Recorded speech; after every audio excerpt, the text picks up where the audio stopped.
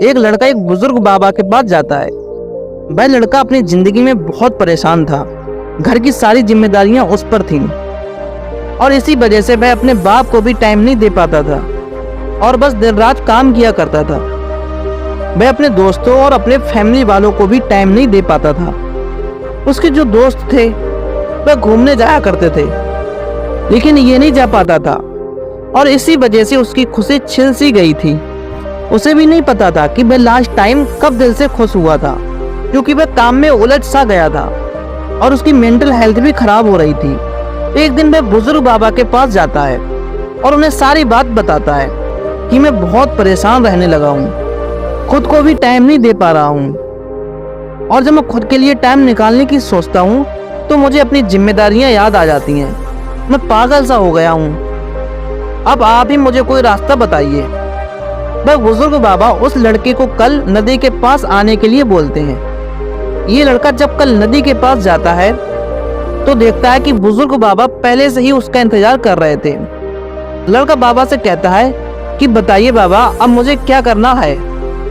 तो बुजुर्ग बाबा उस लड़के से कहते हैं, बताता हूँ, लेकिन पहले हमें नदी के उस साइड में जाना है।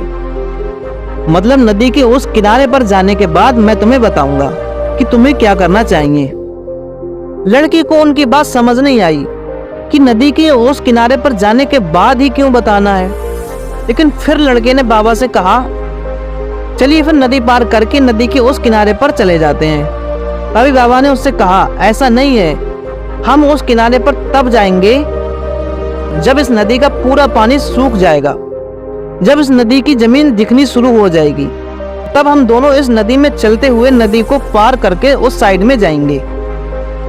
लड़के ने बाबा की तरफ देखते हुए कहा, बाबा आप ये क्या बोल रहे हो, जब इस नदी का सारा पानी सूख जाएगा तब हम ये नदी पार करके उस साइड में जाएंगे। तो शायद ऐसा कभी नहीं होगा, लेकिन हम उस साइड में जा नहीं पाएंगे।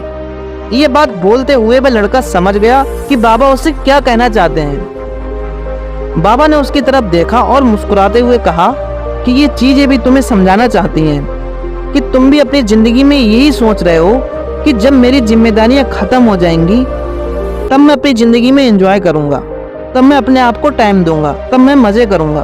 तो ऐसा कभी नहीं हो सकता, क्योंकि जिम्मेदारियां कभी खत्म नहीं होती। अब वह लड़का क्लियर समझ गया कि चाहे अमीर आदमी हो या गरीब, सबके ऊपर कुछ ना कुछ जिम्मेदारियां होती हैं और वह उन्हीं जिम्मेदारियों में से कुछ टाइम निकालकर एंजॉय कर लेते हैं और इसे ही जिंदगी कहते हैं। दोस्तों, ये कहानी हमें सिखाती है कि जिंदगी बहुत छोटी है और टाइम बहुत फास्ट चलता है, तो जिंदगी के हर मोमेंट को एंजॉय करो, नहीं तो टाइम निकलता जा रहा है।